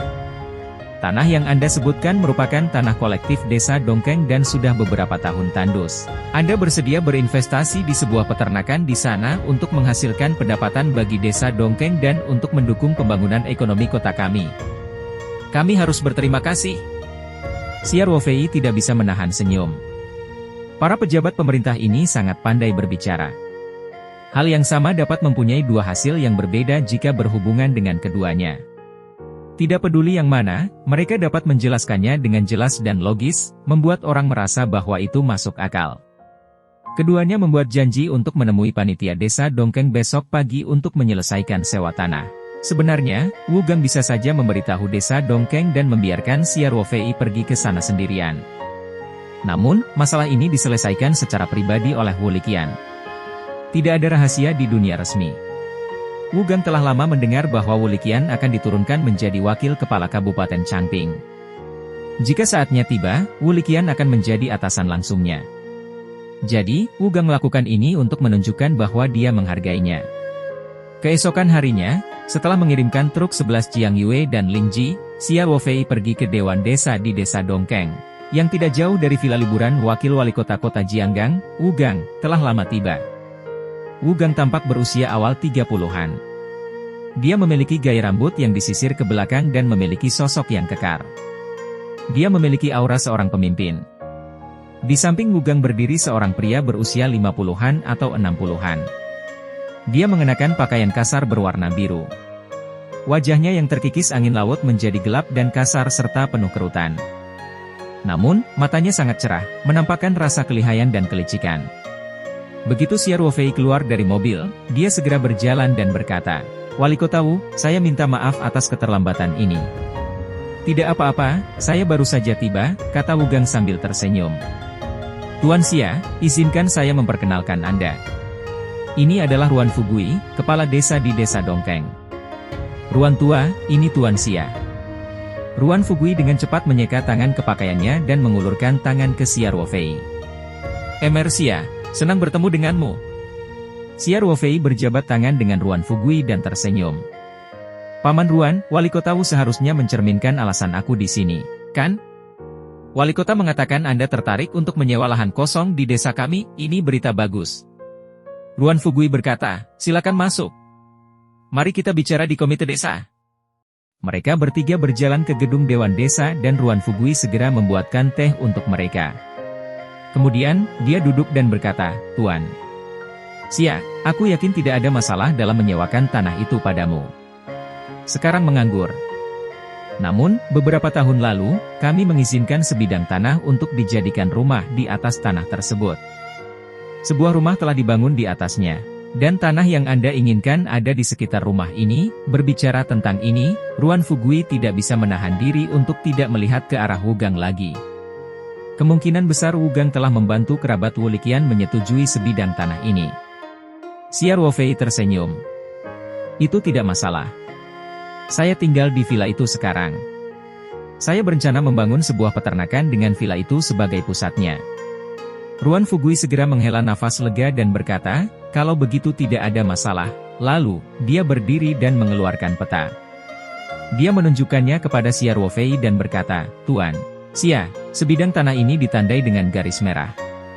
Tadinya kami berencana membangun desa peternakan, namun dana investasinya tidak mencukupi, sehingga proyek gagal, namun lahannya juga tertinggal di sana. Dapatkah Anda melihat apakah ada masalah dengan area yang ditentukan?" Xiao Ruofei mengambil peta itu dan melihatnya dengan serius. Di Kopassus, mengenali peta adalah pekerjaan rumah dasar. Terlebih lagi, itu adalah peta militer yang jauh lebih rumit daripada peta sederhana ini. Oleh karena itu, Xiao Ruofei dengan mudah menemukan lokasi vilanya dan membandingkannya dengan jangkauan garis merah. Xiao Ruofei berpikir sejenak dan berkata, "Paman Ruan, tidak ada masalah jika kamu pergi ke barat menuju pantai. Sedangkan untuk timur, saya juga sangat tertarik dengan hutan pegunungan ini. Saya ingin menyewanya bersama dengan tanah saya. Saya ingin tahu apakah kepemilikannya adalah milik desa." Ruan Fugui segera berkata, "Hutan pegunungan itu milik desa. Itu hanya gunung tandus. Beberapa penduduk desa ingin mengembangkan dan menanam pohon buah-buahan. Namun tampaknya ada masalah dengan tanahnya. Sulit bagi pohon buah-buahan untuk bertahan hidup, dan bahkan jika mereka berhasil tumbuh, buahnya asam dan sepat, dan tidak dapat dimakan sama sekali. Tuan Xia, apakah Anda ingin mempertimbangkannya lagi?" Xiao Ruofei tersenyum. Tidak apa-apa. Aku punya kegunaan lain untuk tempat ini. Ruan Fugui telah mengingatkan Xia Ruofei akan melakukannya, tetapi Xia Ruofei harus memaksakannya. Jika dia kehilangan uang di masa depan, para pemimpin kota tidak akan menyalahkannya. Oleh karena itu, dia berpikir sejenak dan mengangguk. Xia, karena kamu menyetujuinya, aku akan menyewakannya padamu juga. Babak 76. Mencapai kesepakatan. Ruan Fugui tidak bisa menahan diri untuk tidak menggosok tangan. Dia ragu-ragu dan berkata, Tuan Xia, harga pasarnya sekitar 3.800 yuan per MU, tapi Anda diperkenalkan secara pribadi oleh wali kota Wu. Jadi, 3.500 yuan per MU. Ketika dia mengatakan ini, Ruan Fugui melirik Wu Gang, yang tidak mengatakan apapun sepanjang waktu. Dia melihat alis Wu Gang berkerut tanpa bekas, jadi Ruan Fugui dengan cepat mengubah kata-katanya dan berkata, setiap MU. 3.300, tidak. Apa pendapatmu tentang 3.200? Saat ini, ekspresi Wu Gang telah kembali normal. Bahkan ada senyuman tipis di wajahnya. Ruan Fugui diam-diam menghela nafas lega saat melihat ini. Tidak mudah baginya menjadi pejabat desa. Jika harga sewanya terlalu murah, penduduk desa pasti tidak akan melakukannya. Namun jika harga sewanya terlalu mahal, pemimpinnya tidak akan puas. Untungnya, harga 3.200 yuan jelas dapat diterima oleh Wu Gang, dan hampir semua desa tidak dapat menerimanya. Xia Ruofei telah melihat semua ini. Sebelum datang, dia juga sudah memeriksa harga sewa tanah di Kabupaten Changping. Di wilayah pesisir, harga tersebut dinilai cukup menguntungkan. Oleh karena itu, dia mengangguk dan berkata, tentu. Ruan Fugui tersenyum dan berkata, Tuan Xia, ini harga tanahnya. Jauh lebih murah untuk membeli hutan pegunungan. Tanah dan udara di hutan pegunungan kita rata-rata, jadi 1.500 yuan per MU setahun, oke? Xia Ruofei berkata dengan sigap, baiklah. Kami akan mengikuti hargamu. Ruan Fugui berkata dengan gembira, selama Tuan siap puas. Sebidang tanah ini totalnya 28,3 MU, jadi anggap saja 28 MU. Sewa tahunannya adalah 89.600 yuan, dan hutan pegunungan sekitar 15 MU. Jadi sewa tahunannya adalah 22.500 yuan. Total sewa tahunannya adalah 112.100 yuan, oke? Xia Ruofei tidak mau melihat lagi ke arah Ruan Fugui. Orang tua ini kelihatannya tidak terlalu baik, tetapi otaknya bekerja sangat cepat. Meski hanya matematika sederhana, ia memang mampu menghitungnya dengan begitu cepat. Untuk bisa menjadi kepala desa, dia pasti punya keahlian. Tidak masalah. Xia Ruofei mengangguk dan berkata, Paman Ruan, aku bahkan membawa stempel perusahaan. Ayo tanda tangani kontraknya. Baiklah, baiklah. Ruan Fugui berkata dengan cepat. Kemudian dia menelepon akuntan desa dan meminta untuk segera datang. Ada komputer di Dewan Desa dengan model kontrak tanah sewaan sebelumnya. Dia bisa mengeluarkannya dan mengubah parameternya, namun, hanya akuntan muda di Dewan Desa yang tahu cara menggunakan komputer. Saat ini, Wu Gang, yang tidak jelas ikut campur dalam negosiasi, tersenyum dan berkata, Lauruan, karena Tuan Xia berencana mengembangkan pertanian di Desa Dongkeng, haruskah kita memperpanjang masa sewa? Ruan Fugui berkata, Wali Kota Wu, sewa kami biasanya selama 3 tahun, dan pada prinsipnya, tidak boleh lebih dari 5 tahun. Tapi karena Anda sudah bicara, lalu, bagaimana pendapat Anda tentang kontrak yang berlangsung selama 8 tahun? Wu Gang tersenyum dan memandang Xia Ruofei, menanyakan pendapatnya. Xia Ruofei juga tahu bahwa Wu Gang membantu. Dia segera mengangguk dan berkata, baiklah. Paman Ruan, saya tidak bisa memanfaatkan desa ini. Jika kita menandatangani kontrak 8 tahun, sewa tahunan akan diinvestasikan sebesar 5% berdasarkan tahun sebelumnya. Selain itu, saya berharap dapat dituliskan klausul dalam kontrak bahwa perusahaan kami akan mendapat prioritas untuk menyewa tanah dengan syarat yang sama ketika kontrak berakhir. Ruan Fugui mengira masa sewa 8 tahun akan segera berakhir, jadi dia merasa sedikit sakit hati. Ketika dia mendengar Xia Ruofei menyarankan kenaikan harga sewa, dia segera tersenyum dan berkata, tidak masalah, tidak masalah. Semua orang menunggu sebentar, dan akuntan desa tiba di Dewan Desa. Ada kontrak sewa komputer yang sudah jadi. Setelah terjadi beberapa perubahan pada sewa, syarat dan ketentuan, langsung dicetak dan ditandatangani oleh kedua belah pihak. Kemudian stempel perusahaan Bunga Persik dan Dewan Desa Dongkeng dicap, dan kontrak sewa dianggap berlaku. Setelah kedua belah pihak menepati kontrak, Xia Ruofei tersenyum dan berkata, "Wali Kota Wu, Paman Ruan, saya benar-benar harus berterima kasih untuk ini. Bagaimana dengan ini? Mari makan siang bersama dan rayakan keberhasilan kerja sama kita." Ruan Fugui berkata, "Tuan Xia, kamu membantu desa kami mengembangkan perekonomiannya. Jika Anda ingin makan, kami akan mentraktir Anda. Mengapa kamu dan Wali Kota Wu tidak makan di rumahku? Keterampilan memasak istriku cukup bagus." Xia Ruofei tertawa dan berkata, "Paman Ruan, saya akan mengakar di desa Dongkeng kami mulai sekarang. Saya akan memiliki banyak kesempatan untuk datang ke rumah Anda untuk makan. Kamu tidak bisa bertarung denganku untuk makan hari ini." Kemudian, Xia Ruofei memandang Wugang dan berkata, "Wali Kota Wu, saya sudah mengatur tempatnya. Bantu aku."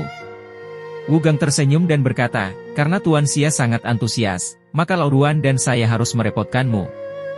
Melihat Wugang setuju, Ruan Fugui tidak menolak dan menyetujui saran Xia Ruofei. Oleh karena itu, rombongan mereka meninggalkan rumah. Xia Ruofei mengemudikan truk pikapnya dan memimpin jalan. Ruan Fugui duduk di mobil Wugang dan mengikuti di belakang. Akuntan desa muda itu masih duduk di dalam mobil terbang Xia Ruofei. Dia baru saja mengekstraksi dari pantai untuk menyelesaikan kontrak. Xia Ruofei tidak bisa meninggalkannya saat dia mentraktir mereka makan. Tempat makan malamnya adalah West River Moon Club. Selain itu, Xia Ruofei tidak mengenal tempat lain. Awalnya, restoran Ling lebih cocok. Namun, setelah Ling Qingsui dengan paksa mencuri ciuman pertamanya, keduanya merasa sedikit malu. Saat ini, Xia Ruofei tidak dapat menghubungi Ling Qingsui. Kedua mobil itu langsung menuju kota satu demi satu. Ketika mereka melewati Bank Industri dan Komersial Tiongkok, Xia Ruofei berhenti dan masuk bersama akuntan desa untuk mentransfer uang sewa 1 tahun ke rekening desa Dongkeng. Dia juga memberi Ruan Fugui pil penenang. Xia Ruofei menelepon Presiden Zheng dalam perjalanan dan meminta untuk mengatur kamar pribadi. Ketika mereka tiba di West River Moon Club, seorang menir wanita cantik sudah menunggu di pintu masuk. Dia menyambut Xia Ruofei dan yang lainnya dengan sangat hormat. Kapan Ruan Fugui pernah ke tempat mewah seperti itu? Dalam perjalanan menuju kamar pribadi, dia seperti seorang nenek yang memasuki Grandview Garden. Bahkan Wugang jarang memiliki kesempatan untuk masuk ke klub kelas atas seperti 11 Jiangyu. Oleh karena itu, status Xia Ruofei di dalam hatinya tidak diragukan lagi meningkat pesat. Presiden Zheng telah mengatur kamar pribadi yang sangat mewah untuk Xia Ruofei dan semuanya sudah siap. Hidangan disajikan segera setelah disajikan di meja. Hidangan di klub sangat lezat. Presiden Zheng bahkan mengatur 3 sayuran taoyuan yang sulit ditemukan. Ketika mereka mendengar menir VIP memperkenalkan sayuran taoyuan, Wugang dan yang lainnya sangat mengejutkan. Mereka berulang kali mengatakan bahwa makanan ini terlalu mewah, dan mereka agak tersanjung. Ketika Presiden Zheng dari klub datang untuk bersulang dan sangat sopan kepada Xia Ruofei, pentingnya Xia Ruofei di hati Wugang dan yang lainnya meningkat. Terutama Wugang, yang samar-samar mengetahui bahwa Xia Ruofei memiliki antena di kota. Dia mengingatkan dirinya sendiri bahwa di masa depan, Xia Ruofei akan membuka peternakan di daerahnya, dan akan ada banyak kesempatan untuk berinteraksi dengannya di masa depan. Dia harus membangun hubungan baik dengan Xia Ruofei. Acara makan ini merupakan acara yang membahagiakan bagi tuan rumah dan tamunya, dan kerja sama antara kedua belah pihak dimulai dengan sangat bahagia. Xia Ruofei secara pribadi mengirim Wugang dan yang lainnya ke pintu dan meminta Presiden Zheng untuk mengatur kamar agar dia beristirahat. Jian Jia banyak mabuk di sore hari dan dia tidak bisa mengemudi saat ini. Tentu saja, ketika Presiden Zheng menyarankan untuk mengatur 2 gadis untuk bersantai bersamanya, Xia Ruofei dengan tegas menolaknya. Dia beristirahat di ruang klub sepanjang sore, dan bau alkohol telah hilang sepenuhnya. Dia kemudian bangun untuk mengucapkan selamat tinggal kepada Presiden Zheng, mengambil mobilnya, dan langsung pergi ke kedai daging taoyuan. Setelah makan siang, dia menghubungi Liang Qichao. Dia pergi ke sana untuk memenuhi janjinya untuk membawa petak bulan berkulit putih ke Liang Qichao, dan dia membutuhkan bantuan Liang Qichao dalam pembangunan pertanian. Sebelum mereka mencapai pintu masuk toko daging Taoyuan, Xia Ruofei dapat melihat Liang Qichao yang tidak sabar berdiri di pinggir jalan, menantikannya. Dia tidak bisa menahan tawa. Rupanya batas bulan berkulit putih sangat menarik bagi Liang Qichao. Baba 77. Hoi Bei Zenan. Xia Ruofei mengemudikan mobilnya ke sisi Liang Qichao. Bahkan sebelum mobilnya benar-benar berhenti, Liang Qichao membuka pintu mobil dan duduk dengan penuh semangat. Dia bertanya, Ruofei, di mana alam bulan berkulit putih? Xia Ruofei tertawa dan berkata, di dalam mobil. Ayo bicara di dalam. Bagus bagus bagus. Liang Qichao berkata, lalu menjulurkan kepalanya keluar jendela mobil dan berteriak agar penjaga keamanan membukakan gerbang. Xia Ruofei berkendara langsung ke gedung perkantoran 3 lantai di kedai daging abadi dan berhenti. Setelah keluar dari mobil, ia pergi ke bagian belakang mobil dan mengeluarkan pot batas bulan putih yang telah ia keluarkan tadi. Saudara Liang, mari kita bicara di kantormu, katanya kepada Liang Qichao. Ayo, kata Liang Qichao. Dia sangat ingin mendapatkan tanaman bulan berkulit putih. Ketika mereka tiba di kantor Liang Qichao, Xia Ruofei meletakkan baskom bulan berkulit putih di atas meja kopi dan berkata sambil tersenyum, ini adalah batas bulan berkulit putih yang saya ceritakan terakhir kali. Mari kita lihat apakah itu cukup baik untuk Anda. Batas bulan berkulit putih masih disimpan dalam kantong plastik oleh Xia Ruofei. Liang Qichao tidak sabar untuk membuka tasnya. Ketika batas bulan berkulit putih menampilkan penampakan aslinya, Liang Qichao tidak bisa mengalihkan pandangan darinya. Hampir sempurna, dan dedaunannya seindah hujan. Liang Qichao terpesona olehnya. Setelah beberapa lama, dia dengan enggan mendaratkan muka dan berkata kepada Xia Ruofei, Ruofei, batas bulan berkulit putih ini sungguh sempurna. Saya tidak akan mengatakan apapun lagi. Jika kamu bisa memikirkan saudaramu Liang ketika ada sesuatu yang baik, aku akan mengingat bantuan ini. Saya akan mengambil batas bulan yang berkulit putih ini. Tidak ada harga referensi untuk batas bulan berkulit putih pada tingkat ini, jadi saya akan menawar 150.000. Saya ingin tahu apakah teman Anda dapat menerima harga ini? Terakhir kali, embun lentera es dijual seharga 250.000 yuan, tapi itu karena Liu Minghao kehilangan akal sehatnya selama pelanggangan dan menjadi seorang yang boros. Faktanya, nilainya tidak terlalu besar. Liang Qichao telah menawarkan 150.000 untuk alam bulan putih berkulit karena menurutnya itu sama berharganya dengan lentera es yang dia dapatkan terakhir kali. Tentu saja, teman, yang disebutkan Liang Qichao tidak ada. Itu hanya sebuah alasan. Tidak masalah, saya bisa mengambil keputusan. Xia Ruofei tersenyum. Itu hebat. Liang Qichao berkata dengan gembira, terima kasih. Ruofei. Saya akan mentransfer uangnya langsung ke Anda, kata Liang Qichao. Baiklah. Xia Ruofei menjawab dengan sigap, tidak perlu terburu-buru. Kita bisa jalan-jalan kalau kita punya waktu. Itu tidak akan berhasil. Liang Qichao berkata, persahabatan adalah persahabatan, dan bisnis adalah bisnis. Uang dan barang harus diselesaikan. Oh iya. Masih akun yang sama dari yang terakhir kali kan? Setelah mendapat konfirmasi dari Xia Ruofei, Liang Qichao segera mengangkat telepon di mejanya dan memberikan instruksi kepada staf keuangan kedai daging abadi. Lalu, dia menyapa Xia Ruofei dengan hangat. Ayo, minum teh. Saya baru saja mendapatkan Tai Guanyin berkualitas tinggi beberapa hari yang lalu. Mereka berdua datang ke meja kopi dan duduk. Liang Qichao dengan terampil mengambil set teh untuk teh kungfu dan mulai membuat teh. Xia Ruofei tersenyum dan berkata, Saudara Liang, ada sesuatu yang aku butuh bantuanmu. Liang Qichao sedang menyeduh teh dengan kepala menunduk. Dia berkata tanpa melihat ke atas, ada apa? Selama kakak bisa melakukannya, aku pasti akan melakukannya. Saya telah membeli sebidang tanah di pinggiran kota dan saya bersiap untuk membangun sebuah pertanian. Xia Ruofei berkata, saya mendengar dari King Sui bahwa keluarga Anda berkecimpung dalam bisnis real estate. Anda sudah familiar dengan industri desain dan konstruksi, jadi saya ingin meminta Anda membantu saya dalam pengaturannya. Setelah mendengar ini, Liang Qichao menjawab tanpa berpikir, tidak masalah. Besok, saya akan mengatur manajer paling cakap di perusahaan ayah saya untuk membantu Anda memeriksanya. Dialah yang membantu perencanaan dan desain warung daging My Immortal. Itu tidak buruk, kan? Itu hebat. Xia Ruofei sangat gembira. Terima kasih, Saudara Liang. Ngomong-ngomong, aku juga harus merepotkanmu dengan pekerjaan konstruksinya. Itu bukan masalah lagi. Kami memiliki tim konstruksi sendiri. Liang Qichao tersenyum dan berkata, setelah perencanaan selesai, jika menurut Anda anggarannya dapat diterima, saya akan mengizinkan tim konstruksi masuk kapan saja. Saya yakin pada Saudara Liang. Xia Ruofei berkata dengan gembira. Biaya dan sejenisnya akan didasarkan pada harga pasar. Anda sendiri yang menyatakan. Bisnis adalah bisnis. Haha, tentu saja, kata Liang Qichao. Keduanya terus berbincang tentang tanaman sukulen. Liang Qichao sangat tertarik dengan bibit berkualitas tinggi dari bengkel daging Taoyuan, tapi tuan muda seperti dia tentu saja tidak bisa menghabiskan seluruh waktunya di internet, jadi dia tidak datang tepat waktu untuk rilis kali ini. Dia masih sangat menyesalinya.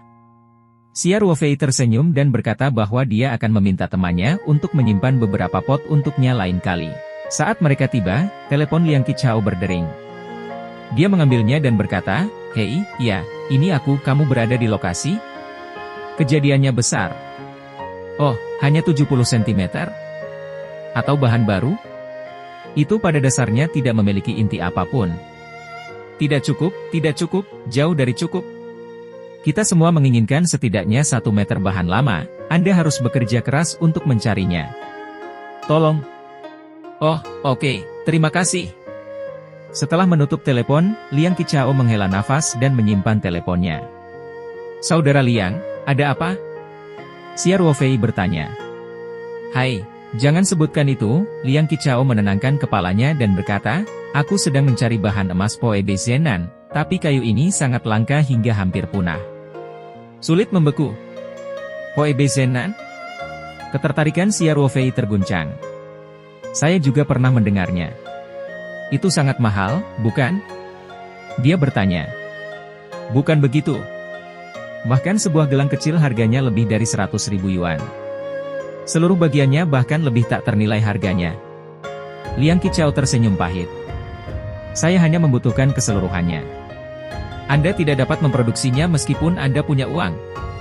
Kemudian, Liang Qichao mulai berbicara tentang kayu Poebe Zenan dengan Xia Ruofei. Ternyata yang sangat membutuhkan bahan Poebe Zenan adalah kakek Liang Qichao yang juga merupakan paman dari ayahnya. Orang tua itu adalah orang Tionghoa Amerika Serikat. Dia telah meninggalkan Tiongkok menuju Amerika Serikat ketika dia masih sangat muda. Setelah bekerja keras selama beberapa dekade, dia mendapatkan bisnis keluarga yang besar dan memiliki status tinggi di Amerika Serikat. Faktanya, bisnis keluarga Liang Qichao sekarang cukup besar, dan modal awal disediakan oleh lelaki tua ini. Ketika orang menjadi tua, mereka akan mulai berpikir tentang pemakamannya sendiri.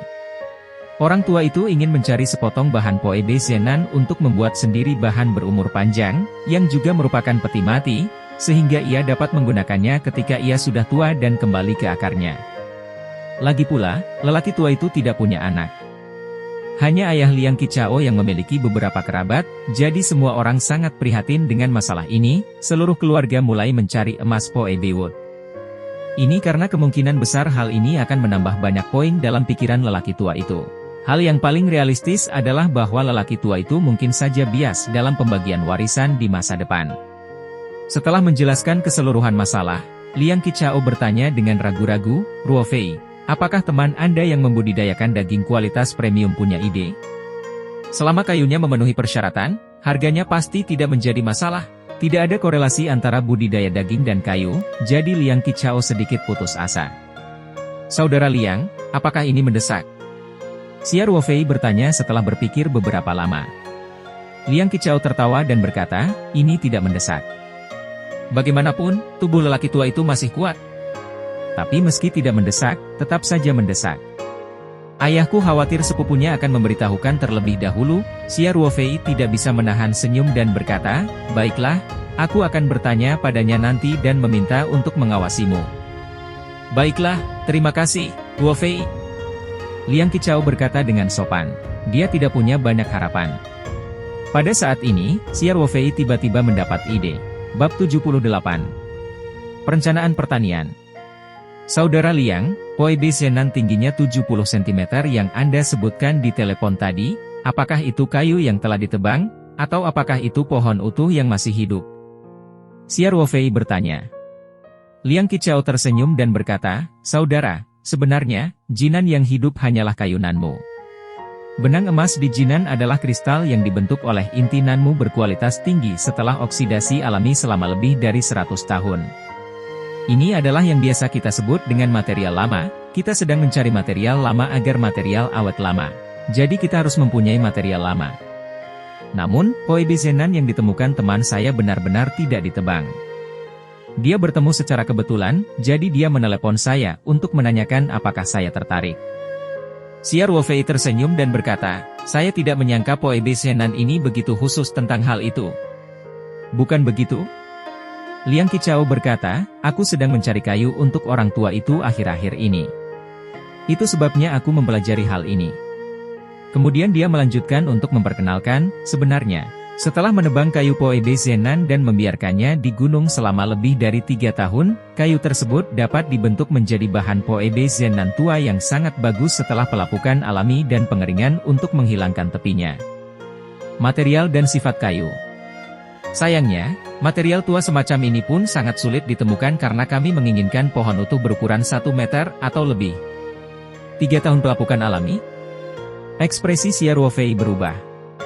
Kemudian, dia bertanya dengan tenang, saudara Liang, pertumbuhan Poebe Zenan seharusnya sangat lambat, bukan? Itu pasti. Kenapa lagi hal itu bisa sangat langka? Liang Qichao berkata, dibutuhkan setidaknya 50 hingga 60 tahun bagi inti untuk mulai tumbuh, dan proses pertumbuhan inti masih memerlukan 50 hingga 100 tahun lagi. Hanya ketika inti mencapai 95% dari keseluruhan batang, materialnya akan masuk keadaan terbaiknya. Kemudian, Liang Qichao tersenyum dan berkata, jadi, meskipun aureum dapat dengan mudah dijual jutaan atau puluhan juta, tidak mungkin menghasilkan banyak uang dengan menanamnya. Setelah semua kerja keras, setidaknya Cicit bisa menikmati rejeki. Xia Ruofei juga tertawa, tetapi pikirannya mulai melayang. Sangat sulit untuk berhasil di dunia luar, tetapi dengan ruang petaro, tampaknya tidak sesulit yang dia bayangkan. Xia Ruofei berpikir sejenak dan bertanya, saudara Liang, apakah Anda punya cara untuk membantu saya menemukan materi baru tentang Poebe Zenan? Tidak perlu yang besar-besar, sebaiknya inti yang baru saja ditebang, saya mau ambil yang iseng-iseng. Itu bukan masalah besar. Kamu bisa membelinya di pasar. Aku baru-baru ini mencari beberapa bahan Poebe Zenan tua, dan aku mendapat banyak teman di daerah ini. Liang Qichao tersenyum dan berkata, bagaimana tentang ini? Saya akan meminta seseorang untuk menanganinya nanti, dan saya akan meminta Menir Li untuk membawakannya kepada Anda besok. Bukankah dia akan membantu Anda memutuskan bagaimana merencanakan sebidang tanah itu? Baiklah. Terima kasih, saudara Liang. Xia Ruofei berkata, tidak harus terlalu besar. Seukuran telapak tangan saja sudah cukup. Saya membelinya hanya untuk bersenang-senang. Saya akan langsung mengirimkan uangnya kepada Anda ketika saatnya tiba. Liang Qichao menjawab dengan sigap, bahan kecil baru ini tidak terlalu berharga. Paling banyak, itu akan menjadi 1.000 yuan. Anggap saja itu sebagai hadiah dariku. Aku bahkan belum mengucapkan terima kasih yang pantas karena telah membantuku menemukan alam bulan berkulit putih yang bagus. Xia Ruofei tidak memaksa karena uangnya sebenarnya tidak banyak. Setelah mengobrol sebentar dengan Liang Qichao di kedai daging abadi, Xia Ruofei pergi. Dia awalnya ingin mencari Ling Qingsui. Karena perusahaannya sudah terdaftar, dia kini bisa menandatangani perjanjian resmi dengan Lingji FNB. Namun, saat memikirkan ciuman mendadak hari itu, Xia Ruofei masih merasa sedikit canggung. Dia memikirkannya dan memutuskan untuk melupakannya. Dia berencana menunggu beberapa hari. Setelah kembali ke villa liburan, Xia Ruofei memasuki ruang petaroh untuk melihatnya. Ruang tanpa batas dipenuhi dengan pemandangan yang berkembang. Sayuran dan buah-buahan penuh vitalitas. Bayi ikan di kolam sudah tumbuh sepanjang 2 jari. Arwana merah juga sudah tumbuh banyak. Sisiknya mulai menunjukkan warna merah yang indah. Xia Ruofei percaya bahwa tidak akan lama lagi dia bisa memanen arwana merah yang merah dan berharga.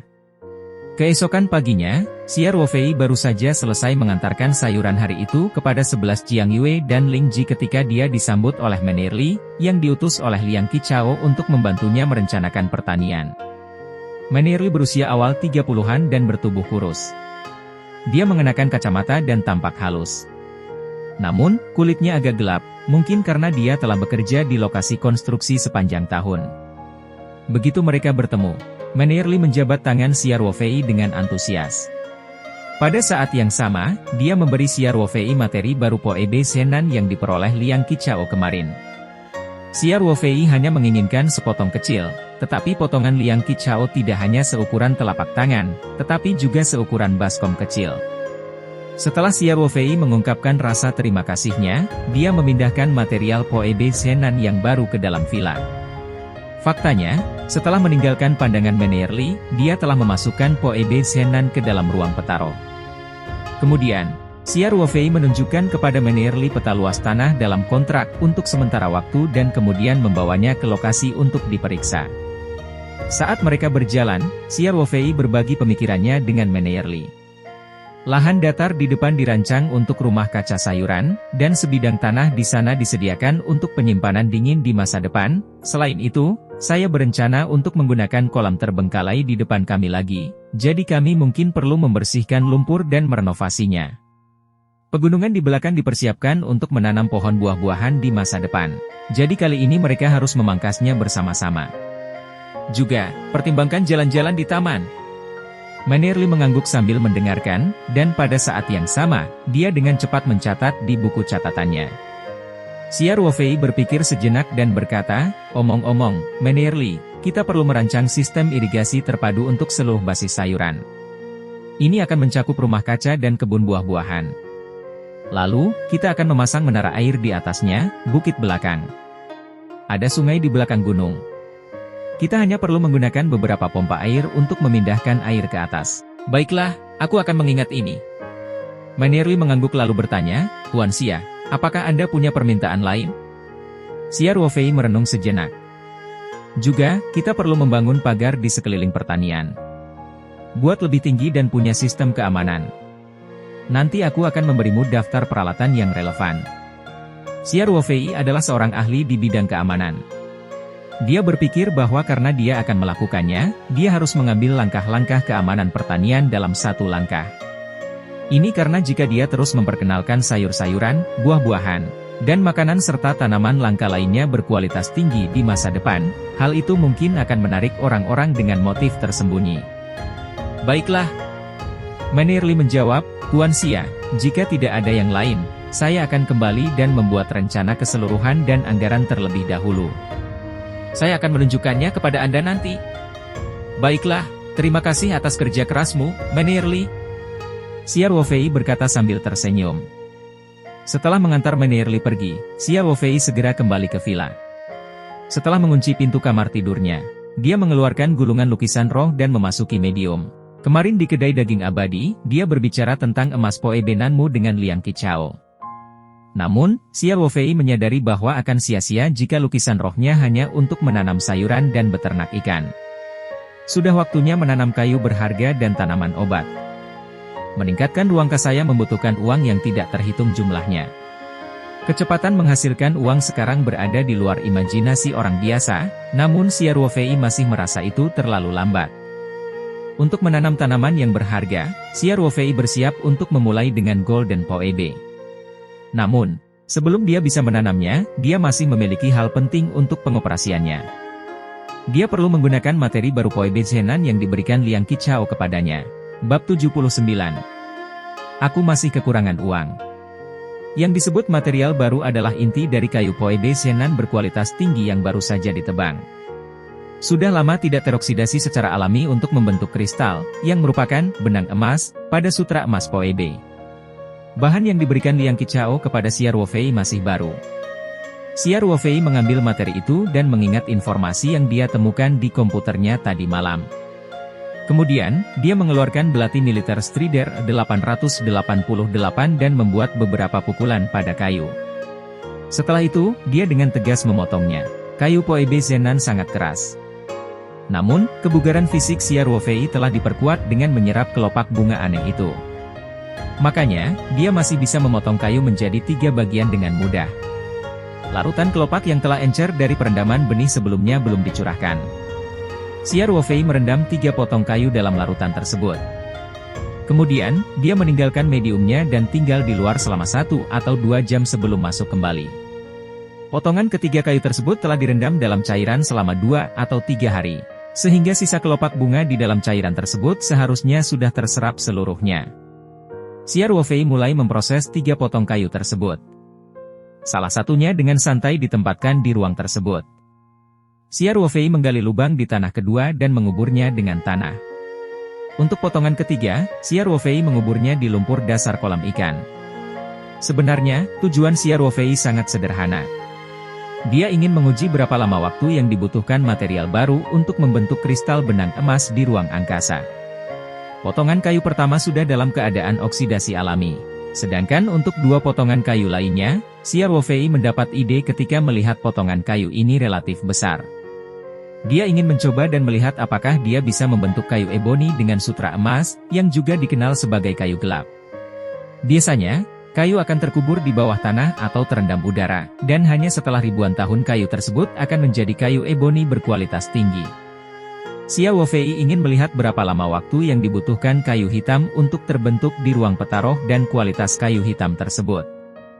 Setelah semuanya selesai, Xiao Ruofei hanya bisa menunggu. Ia yakin hasilnya akan bagus.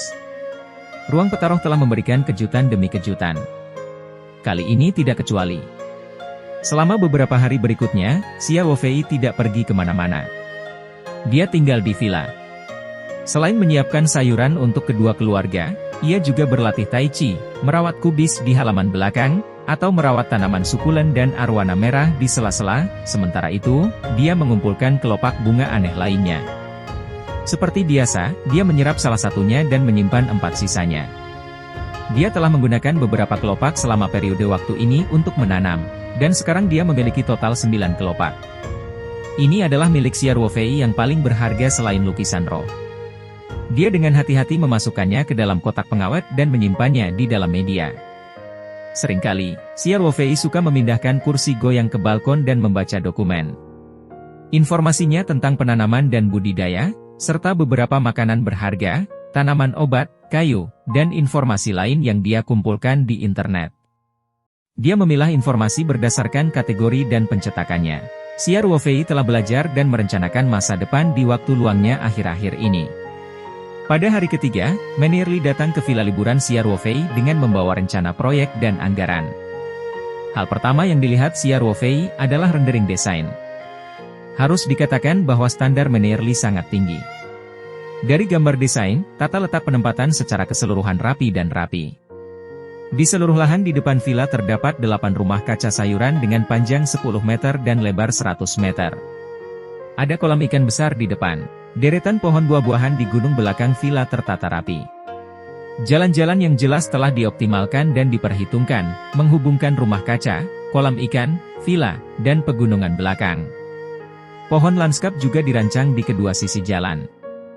Dapat dikatakan bahwa desain ini telah menghadirkan cetak biru pertanian yang efisien dan modern. Xiao Ruofei kemudian melihat anggarannya. Dia tidak bisa menahan keringat sedikit pun.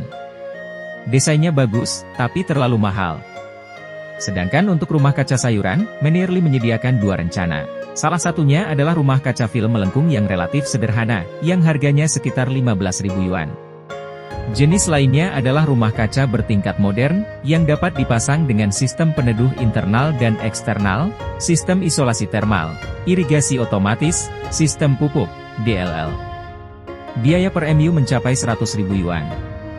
Dengan kata lain, jika mereka menggunakan rencana kedua, satu rumah kaca akan menelan biaya hampir 150.000 yuan, dan 8 di antaranya akan menelan biaya 1,2 juta yuan.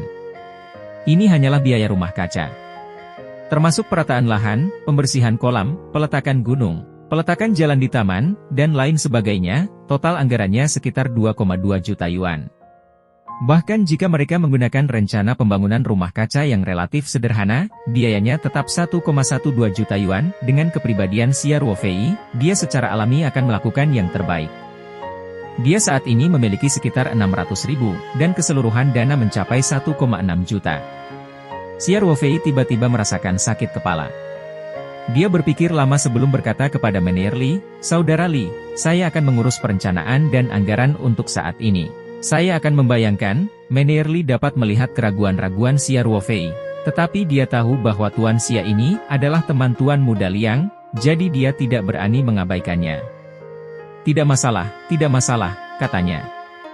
Tn Xia, setelah kamu mempertimbangkannya, atau jika kamu memiliki perubahan, silakan hubungi aku kapan saja. Xia Ruofei tersenyum dan berkata, "Tentu. Kamu sudah bekerja keras, Saudara Li." Dia dengan sopan menyuruh manajernya pergi, lalu berjalan kembali ke villa dengan membawa buku anggaran dan rencana. Mereka pasti akan membangunnya. Ini adalah sesuatu yang sangat penting. Tapi, dari mana uangnya? Meskipun ia tidak diharuskan membayar 2,2 juta sekaligus, seiring berjalannya proyek, biaya konstruksi harus diselesaikan secara bertahap.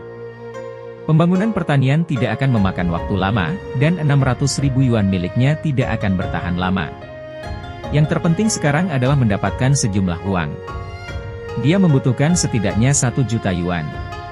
Dengan 1,6 juta yuan di tangan, pada dasarnya dia bisa bertahan hingga akhir konstruksi. Pada saat itu, dengan kecepatan penghasilan Xia Ruofei saat ini, seharusnya tidak menjadi masalah baginya untuk membayar sisa 600.000 yuan. Tapi dari mana dia akan mendapatkan 1 juta ini? Xia Ruofei mengerutkan kening dan berpikir lama. Pada akhirnya, dia memutuskan pada Jade. Terakhir kali dia membeli Jade di rumah roh Jade, Xia Ruofei melakukan kontak dengan perjudian batu untuk pertama kalinya dalam hidupnya. Stimulasi kuat, 1 pisau untuk miskin, 1 pisau untuk kaya, 1 pisau untuk linen, masih segar dalam ingatannya. Awalnya, Xia Ruofei tidak berniat berjudi dengan batu. Bagaimanapun, tak seorang pun di dunia ini yang bisa melihat apakah ada giok yang tersembunyi di bawah batu itu. Jika dia, Xia Ruofei, terus menawar dan harganya naik setiap kali dia membeli sesuatu, itu akan menarik perhatian orang-orang dengan motif tersembunyi. Kemudian, dia berada dalam bahaya mengungkap peta roh. Oleh karena itu, ia lebih memilih memulai dari usia muda dan perlahan mengelola merek Paradise. Namun, kali ini dia sangat membutuhkan lebih dari 1 juta yuan. Xia Ruofei tidak punya ide lain saat ini. Jadi dia hanya bisa memikirkan cara untuk bertaruh pada batu, selama dia berhati-hati di masa depan dan tidak pergi atau mencoba menghindari perjudian batu, itu tidak akan terlalu berbahaya. Setelah mengambil keputusan, Xia Ruofei tidak lagi ragu-ragu. Dia bangkit, mengambil kartu banknya dan semua uang tunai, dan langsung menuju ke jalan antik pasar bunga dan burung di kota Sanshan. Xia Ruofei tidak berniat berjudi dengan batu. Bagaimanapun, tak seorang pun di dunia ini yang bisa melihat apakah ada giok yang tersembunyi di bawah batu itu. Jika dia, Xia Ruofei, terus menawar dan harganya naik setiap kali dia membeli sesuatu, itu akan menarik perhatian orang-orang dengan motif tersembunyi. Kemudian, dia berada dalam bahaya mengungkap peta roh. Oleh karena itu, ia lebih memilih memulai dari usia muda dan perlahan mengelola merek Paradise. Namun, kali ini dia sangat membutuhkan lebih dari 1 juta yuan. Bab 80. Semangat yang mengejutkan. Xia Ruofei berjalan di sepanjang jalan antik yang ramai. Tak lama kemudian, mereka sampai di pintu masuk rumah Ling Yu. Awalnya, Xia Ruofei tidak berencana membeli batu mentah dari rumah Ling Yu.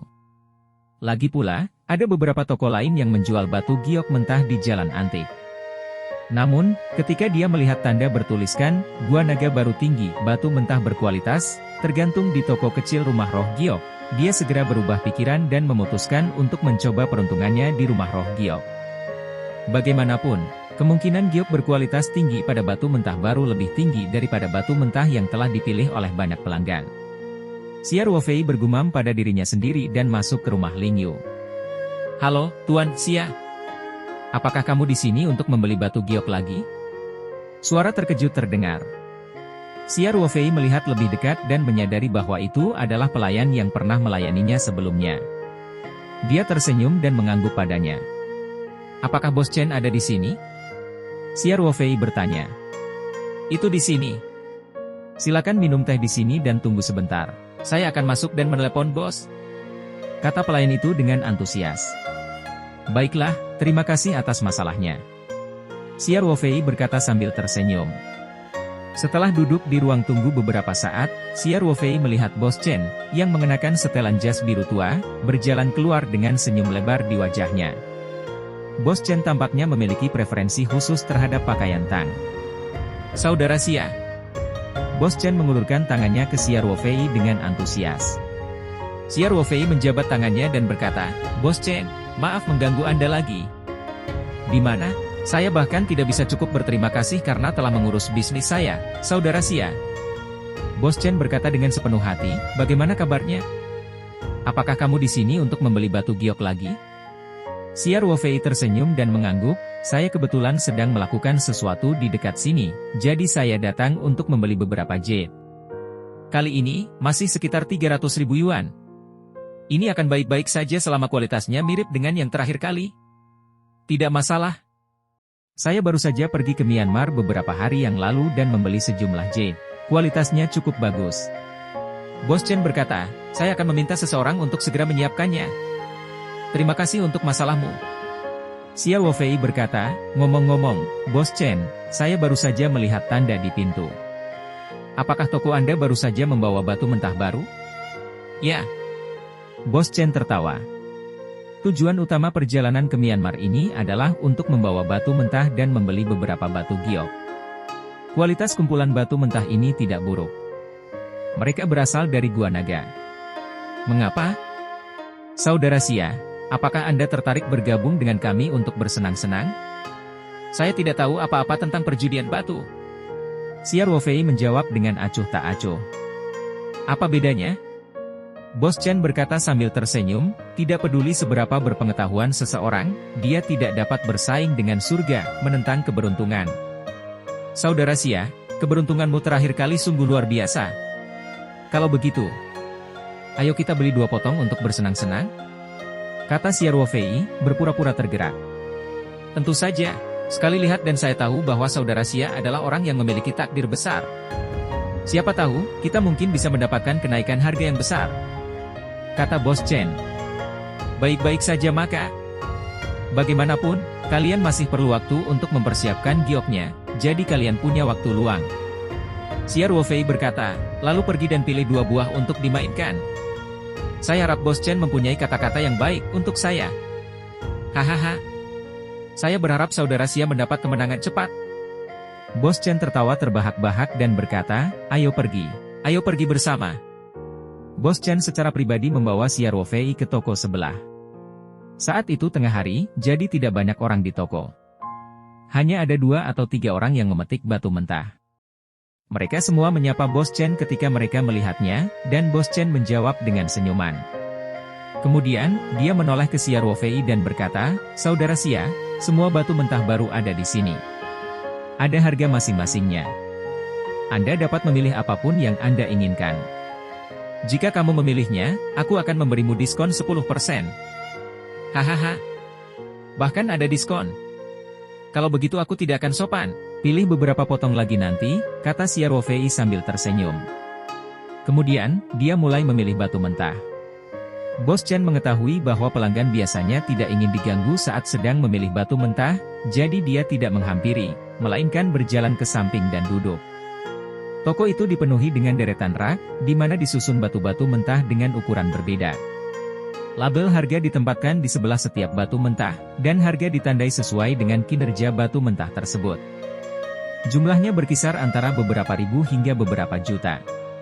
Xia Ruofei berjalan melewati rak, sepertinya memilih secara acak. Dia melihat batu mentah itu dengan sangat cepat, dan setelah melihat sekilas, dia beralih ke batu mentah berikutnya. Pada awalnya, beberapa pelanggan diam-diam memperhatikan Xia Ruofei. Bagaimanapun, dia secara pribadi ditemani oleh Bos Chen. Namun, ketika mereka melihat sikap Xia Ruofei, mereka tidak bisa menahan tawa di dalam hati. Jadi dia adalah seorang pemula. Dia seharusnya menjadi tipe orang yang bodoh tapi punya banyak uang. Kalau tidak, mengapa Chen Tua secara pribadi menemaninya ke sini? Hal ini dikarenakan orang yang bermain judi batu sepanjang tahun akan sangat berhati-hati dalam memilih batu mentah, apalagi jika menjumpai batu mentah yang tampilannya bagus. Mereka akan mengamati setiap detail dengan cermat dan melihatnya berulang kali.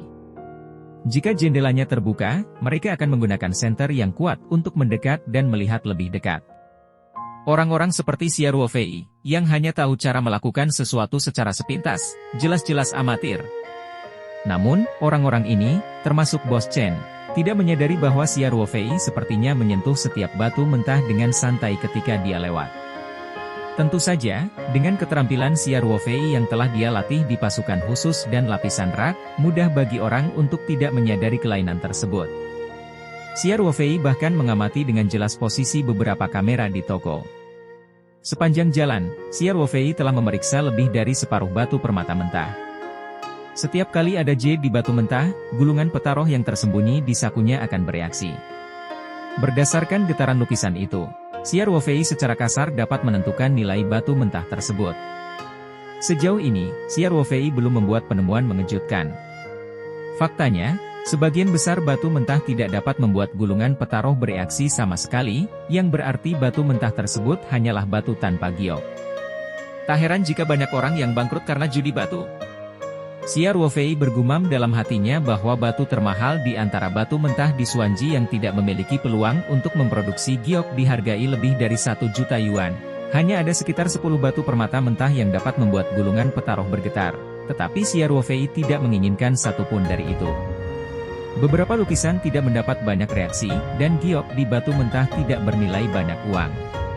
Tentu saja, ini sesuai dengan kebutuhan Xia Ruofei. Jika pelanggan biasa yang cukup beruntung bisa memetik batu mentah tersebut, mereka masih bisa mendapat untung kecil. Hanya batu mentah yang dapat menyebabkan lukisan roh bereaksi kuat. Xia Ruofei memperkirakan nilai giok di dalamnya setidaknya 2 juta. Sayangnya, harga batu mentah berukuran besar ini juga sudah mencapai 2,2 juta. Dengan kata lain, meskipun Xia Ruofei punya uang untuk membelinya, dia hanya akan mendapat untung kecil. Ini bukanlah hasil yang diinginkan Xia Ruofei. Xia Ruofei menghela nafas dan melihat ke rak di sisi lain. Dia hanya bisa berharap bisa menemukan batu mentah yang diinginkannya di sana.